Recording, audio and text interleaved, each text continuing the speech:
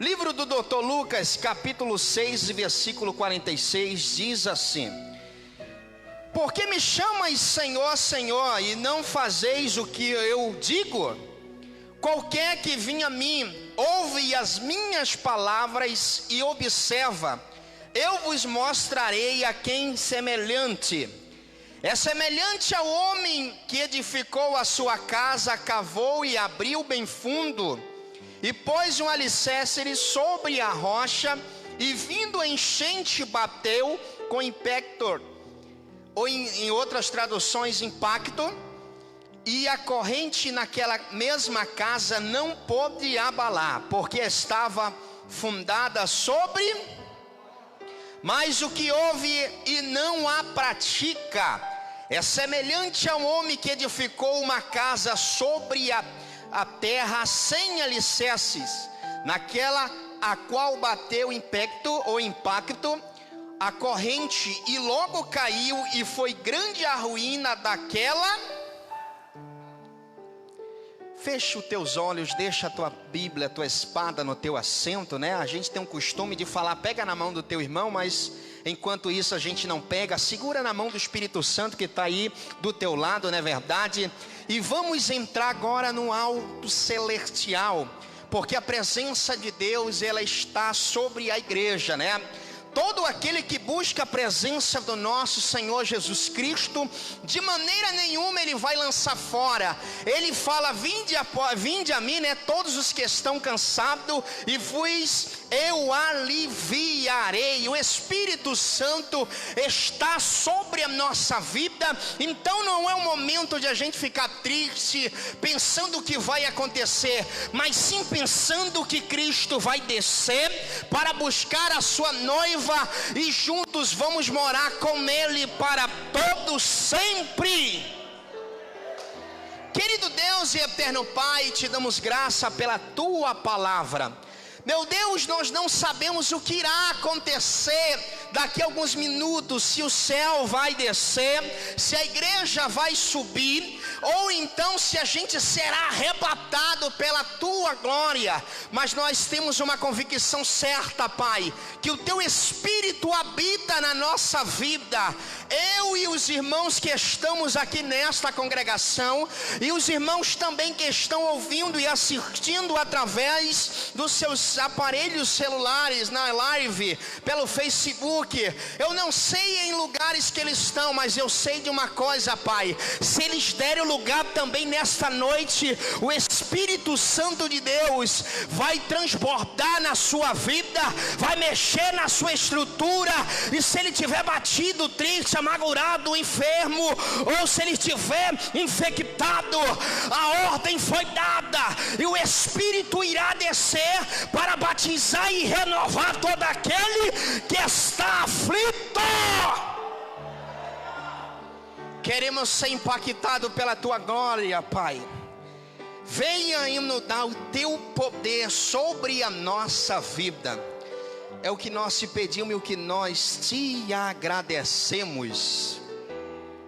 Senta e desocupa a sua mão aí no seu banco, né? E dê a melhor salva de palmas para Ele, porque Ele merece.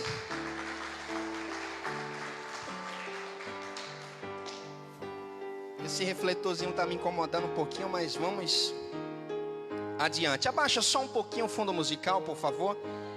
Depois que o negócio estreitar para frente, aí deixa Deus te usar em cima.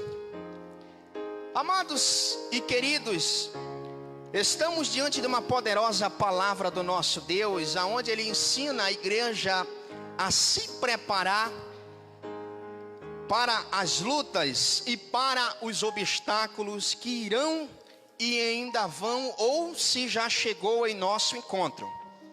O livro de Dr. Lucas, ele vai nos ensinar as coisas a qual Cristo deixou nas Escrituras. Desde o início do capítulo 1 e do versículo 1 vai dizer que quando João Batista estava pregando no deserto, ele já estava anunciando o que ia vir sobre a face da terra. ele já estava afirmando para aqueles irmãos que estavam com ele no deserto, e ele estava explicando e dando uma ordem que o Messias ia vir após ele, e que ele não tinha nem poder e nem autoridade nenhuma para amarrar os laços da sua sandália. E ele estava dizendo e explicando que o mestre era chamado Jesus de Nazaré. Nós sabemos que Jesus Cristo de Nazaré veio do nosso Senhor. Ele veio com Espírito sobre a vida dele, 100% Deus e 100% homem. E a primeira provação que ele vai nos ensinar é quando ele entra no deserto. O Evangelho de Mateus, no capítulo 4 e no versículo 1, vai dizer que Jesus, ele teve uma batalha espiritual. Ele teve um desafio enorme. O primeiro desafio dele, quando ele entrou no deserto, foi se encontrar com seu maior adversário, e foi se encontrar com o nosso também maior adversário. Ele relata que quando ele estava nesta batalha, nesta guerra, ele estava rebatendo as palavras a qual o diabo estava também relatando com ele.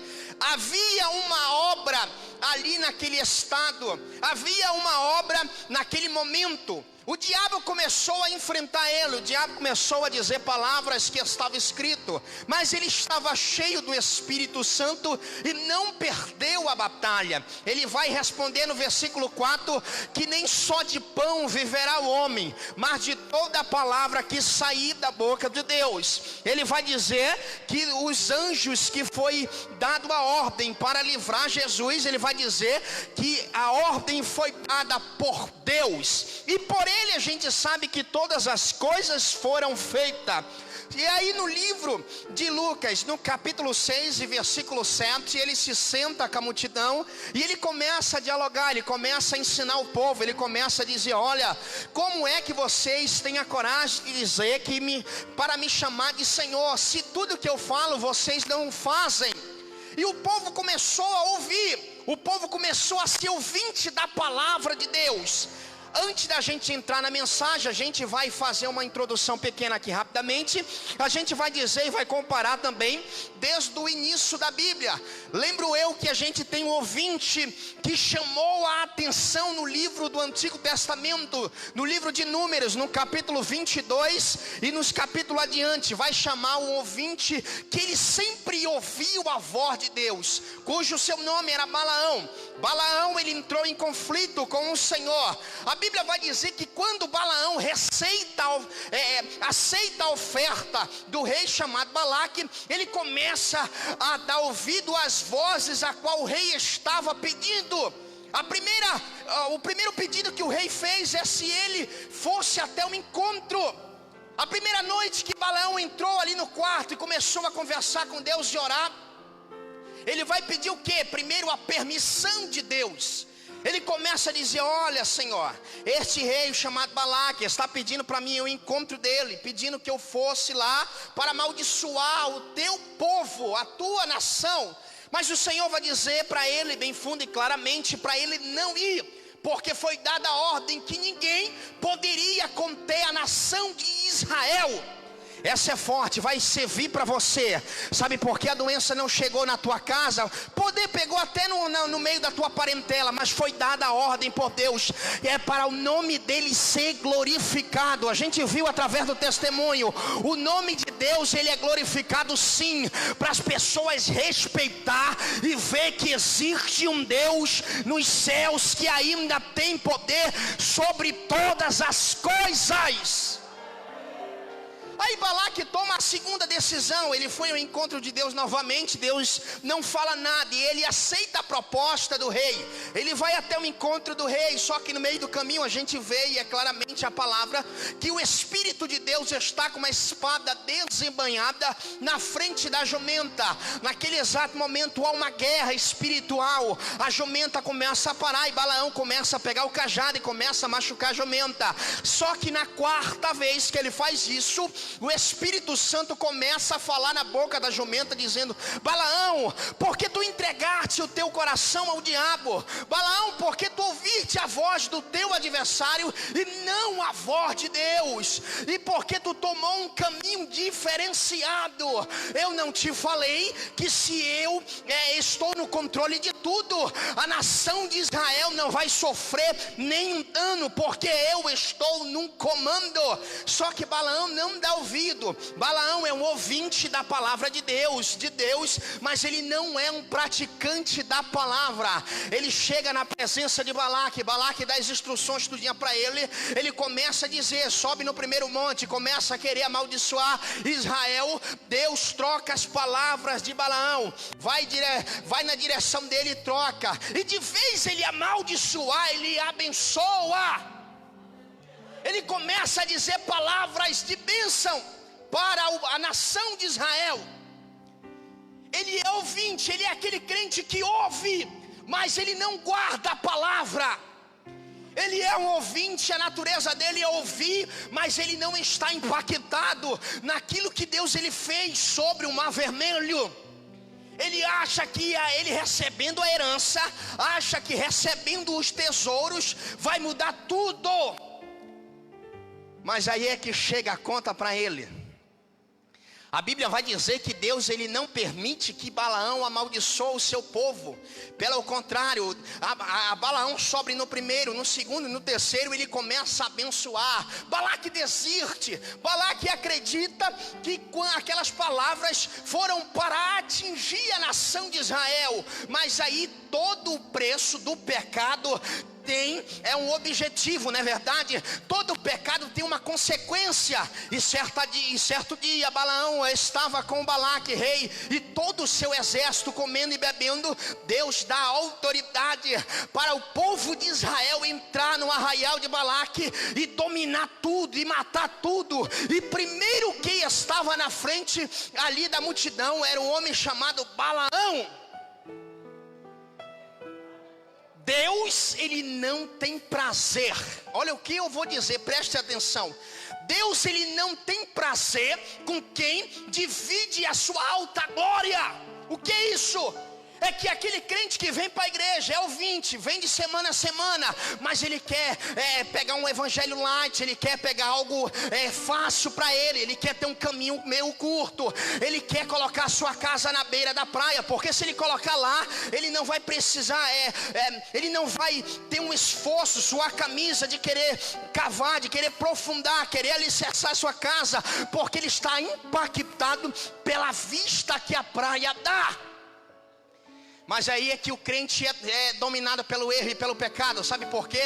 Porque ele não está praticando a palavra de Deus. Aquele que não pratica, aquele que não faz a vontade de Deus, não tem prazer no reino de Deus. Aquilo que não faz o que Deus manda, não tem parte com Deus. Vou dizer novamente, para te dar um glória bem gostoso: aquele que não ouve, aquele que não dá lugar para o Espírito, aquele que vem para a igreja e perde tempo, vem semana e coloca Jesus na parede dizendo: olha, vou para a igreja, mas se tu não me dá um carro novo, uma casa nova, eu não faço a tua vontade. Deus, ele não recebe ordem de ninguém. Aliás, Deus dá ordem, e se a gente não obedecer, ele não abençoará. Aí tem um segundo ouvinte.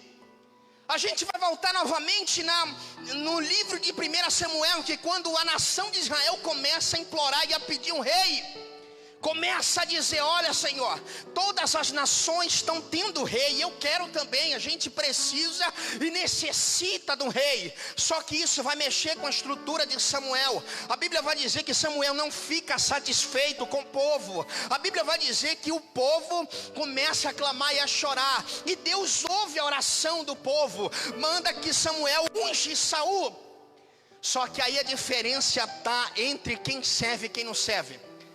Saul é impactado, recebe o chamado de Deus. Saul começa a mostrar, começa a dizer que quem manda ali é Deus, sim. Só que aí ele começa a errar, ele começa a falhar. A palavra do Senhor vai dizer que quando Saul começa a desobedecer, o que acontece? o espírito que habitava nele começa a sair. Aí quando ele sai, algo estranho acontece. Tudo o que ele faz, Deus não se agrada. Como, irmão Tiago? Se Deus colocou lá e depois Deus não se agradou mais, é porque, como eu falei no início, Deus ele não tem prazer com quem divide a sua glória, ou com quem faz a sua própria vontade. Ele erra e Deus chama a atenção dele uma vez, aí na segunda ele erra novamente. Ele acha que os tesouros, as recompensas materiais é maior do que a obediência, é maior do que tudo. Ah não, eu vou fazer isso, eu vou errar aqui, eu vou pecar aqui, mas logo logo eu vou fazer um sacrifício que vai chamar a atenção de Deus. Deus, ele gosta daquele irmão ou daquela irmã que tem responsabilidade. Aquele que vem, paga preço, aquele que ora, aquele que pratica, aquele que medita na palavra de dia e de noite, aquele irmão que mesmo tendo pouca força, mas não nega o nome dele, aquele mesmo irmão que está sempre, todos os dias, pode estar com a mesma roupa, com a mesma veste, pode estar tudo simples, mas a unção do Espírito Santo transborda na vida dele, porque ele sabe ser ouvinte e sabe também ser praticante. Ele não pode ter uma vila bela, ele não pode ter uma vista bela no meio da praia, mas ele cavou a sua casa na rocha, e ele está alicerçado no Deus Todo-Poderoso. E aí ele começa a vacilar, e Deus manda e pede para Samuel ir até o encontro dele, falar que ele perdeu o reino. Hoje mesmo o Senhor pegou um pedaço do teu reino e entregou ao outro que ele escolheu. Aí as coisas já não eram boas e começaram cada vez ficar pior. A Bíblia vai dizer que Saul, ele começa a se desesperar. A casa dele começa a chegar vendavais, tempestade, e ele começa a tremer cada vez mais. E chegou um ponto que a casa dele, pastor, caiu de vez, porque não estava alicerçada. Sabe que tem muitos crentes hoje dentro da igreja e no nosso século também, que a casa dele está derrubada faz tempo, porque não estava alicerçada na rocha, não estava edificada em Cristo, não estava vindo à igreja, estava fazendo tudo, participando de tudo, mas estava sendo somente ouvinte e não praticante. Estava participando, eu vou participar do grupo de oração, vou participar das campanhas, mas eu não quero nada com a verdade, eu não quero nada com Cristo que quer me dar. Eu não quero carregar a cruz, o fardo dele, eu não quero para mim, eu quero servir do meu cantinho. É porque tem muitas pessoas que acham que somente aceitar a Cristo, elas já estão salvas. Se não andar nos caminhos dele, não seguir os seus mandamentos, não terá parte com ele naquele dia. Aí Cristo começa a dizer, começa a falar do praticante, aquele que ouve e também pratica a palavra que eu estou dizendo. Ele é semelhante ao homem prudente. Quem é o homem prudente? Será que esta palavra que Cristo está dizendo é para aqueles que estão fora? Será que esta palavra que Cristo está dizendo, não é para mim não, é para aquele que faltou? Não é para mim não, é aquele que está ali fazendo, pecando, errando. É para nós mesmos. A gente tem que parar com esse negócio de ou segue a Cristo ou fica aqui. A gente tem que parar de dizer, não, eu vou ficar aqui um pouquinho e depois eu sigo a Cristo. Não, eu vou curtir um pouquinho a vida aqui porque ela é curta, e depois quando der eu volto para a casa de Cristo. Ou eu vou tomar esse caminho que é mais fácil, eu vou errar aqui, lá na frente eu vou querer me consertar, eu vou pregar deste jeito, eu vou cantar deste jeito, porque eu estou fazendo a vontade de Deus, mas está tudo errado. Chegou um tempo de a gente bater o nosso peito e dizer, será que realmente a gente está alicerçado na rocha? Será se a gente está com Cristo? Será se realmente a gente está agarrando nas mãos de Jesus e dizendo: a partir de hoje eu estou do teu lado, a partir de hoje eu vou fazer a tua vontade, eu vou fazer o teu querer, a partir de hoje eu não só vou ser ouvinte, mas também eu vou ser praticante. A partir de hoje eu não quero um evangelho light, eu não quero andar por um caminho curto, eu não quero escolher este caminho, mas eu quero escolher o caminho que tu me deu. Obedecer a Deus é como seguir uma casa sobre um alicerce forte e sólido, que resiste firmamente às tempestades, nas ocasiões em que a vida está tranquila. Porque muitas das vezes Cristo está dizendo que o caminho é Ele, que a verdade é Ele, que a vida é Ele. Mas pela vista da praia a gente deixa dominar a nossa vida. E aí a gente acaba caindo, a gente acaba falhando, a gente acaba errando, a gente acaba tropeçando. Porque a gente quer escolher, a gente precisa acreditar e tomar para nós o que Cristo quer nos dar. Lembra do apóstolo Tiago, no capítulo 1, em versículo 22 até o 27, ele vai dizer que a palavra de Deus, ela tem que ser restaurada na nossa vida. Ele está dizendo que a palavra de Deus, ela deve estar completamente no nosso coração. Ele está dizendo: amados, não sejais somente ouvinte, mas praticante da palavra de Deus. Não escolheis caminhos que lá na frente vós vão se arrepender. Porque tem muitas pessoas que, eu vou seguir este caminho, e lá na frente começa a tropeçar e começa a dizer que a culpa é de Deus. Não, eu estou passando por isso porque Deus me colocou assim. Não, eu estou nesse caminho aqui errado, quebrado, sujo, é porque é a vontade de Deus. Nem tudo é pela vontade de Deus. A vontade de Deus, sabe o que é? É que eu e você tenham uma vida abençoada.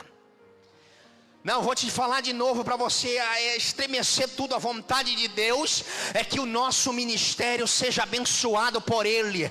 É que a minha e a tua casa seja alicerçada nele. É que a minha vida espiritual e a tua nunca tem altos e baixos, mas sim nos altos, nas alturas com Deus. Se a gente vai passar pelo deserto, é com Ele. Se a gente vai passar pela prova, é com Ele. Se a tempestade vai bater na nossa porta, é com Ele. Porque todas as coisas cooperam para o bem daqueles que amam a Ele, e por Ele foi feita tudo, e a ordem foi dada.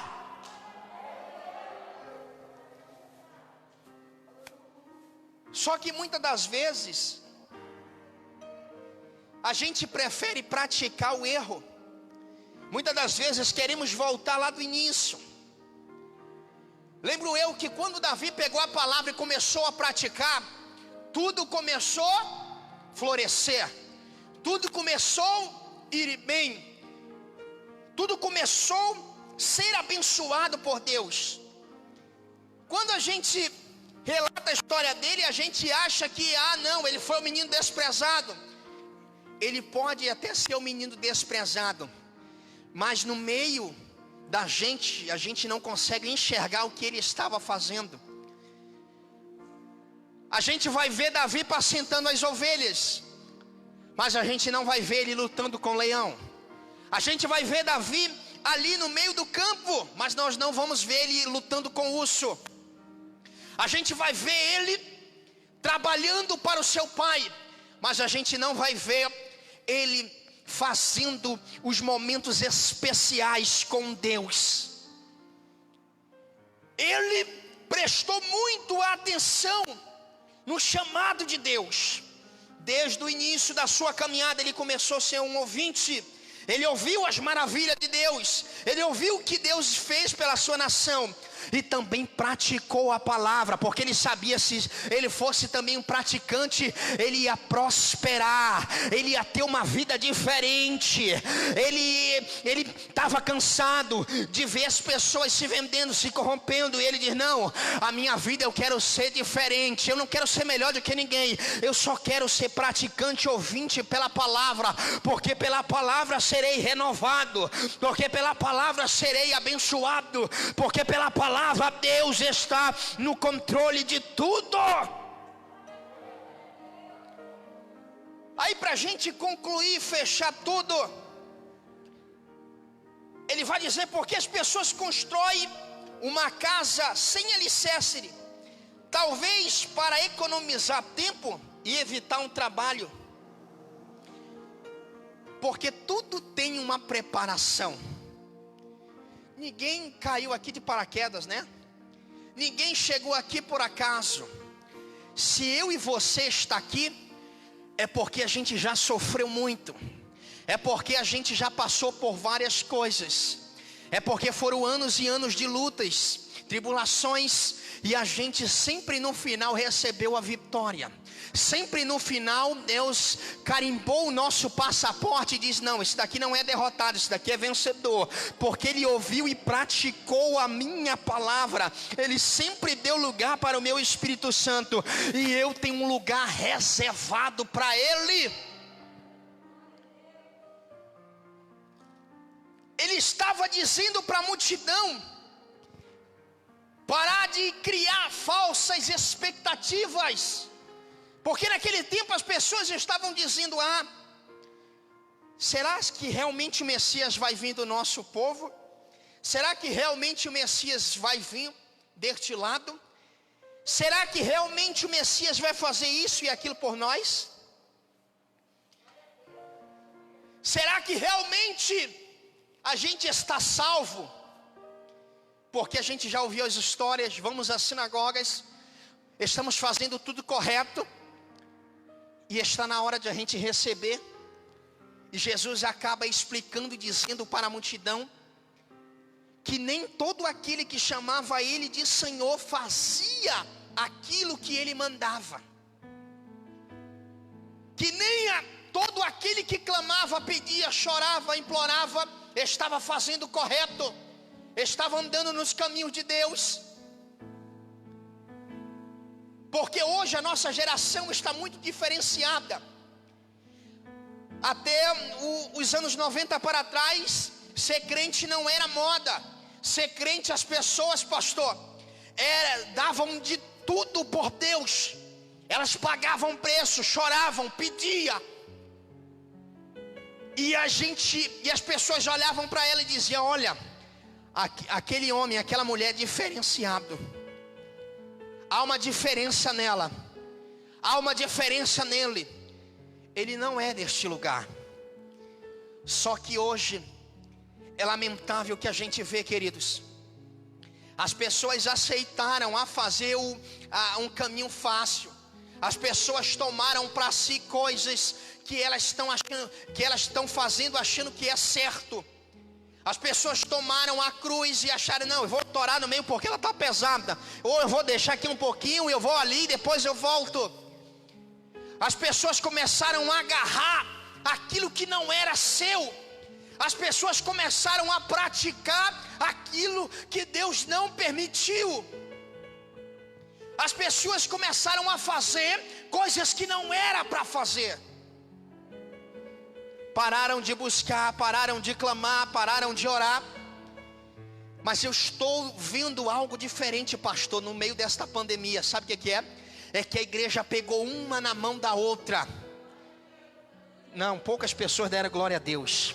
As pessoas estão entrando na igreja com fé e coragem, estão dizendo: não, vou continuar adorando, vou continuar louvando a Deus, vou continuar pagando preço, vou continuar sendo ouvinte e praticante da palavra dele, porque a minha casa está alicerçada na rocha, porque eu estou firme com Cristo. Eu não vou ficar em cima do muro, eu não vou parar, Eu não vou parar de insistir, não vou parar de clamar, não vou parar de exaltar, porque eu sei que o meu Redentor vive, eu sei que eu espero o milagre dele, eu sei porque a recompensa vem de Deus.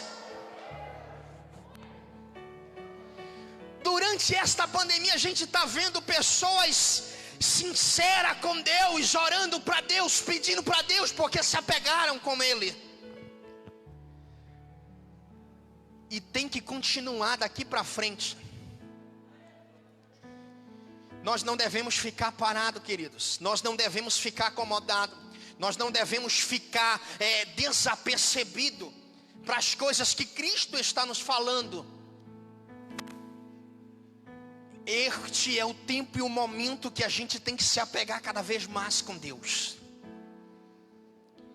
Porque se a gente não se apegar com Ele, a gente não alicerçar a nossa casa na rocha que é Ele, pode anotar que a tempestade vai vir, os ventos vão vir e vão derrubar a nossa casa, porque ela não está alicerçada na rocha. Fique de pé, querido. Oh, Espírito Santo. Espírito Santo é sobrenatural.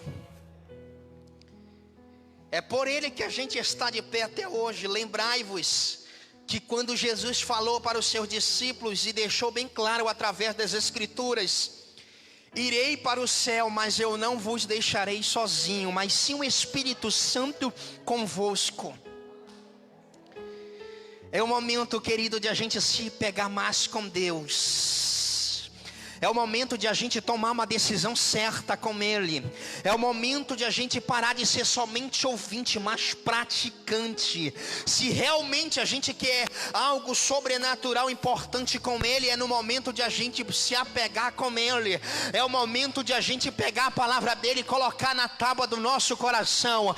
É o momento de a gente fazer que nem Jó. Perdeu o emprego, perdeu a morada, perdeu os filhos, perdeu os bens, perdeu as vacas, as ovelhas, perdeu tudo, a sua fazenda, mas ele não deixou de adorar o verdadeiro Deus, não deixou de se apegar com Ele. Os dias foram se passando, tentou amaldiçoar o seu dia que ele nasceu, mas jamais ele bateu a porta na cara de Deus, jamais ele disse: oh meu Deus, por que tu me deixou, por que tu me desamparou, por que tu enviou essa peste? Jamais ele disse: nu eu saí da minha mãe, nu eu voltarei para lá. Deus me deu e Deus também tirou, bendito seja o nome dEle.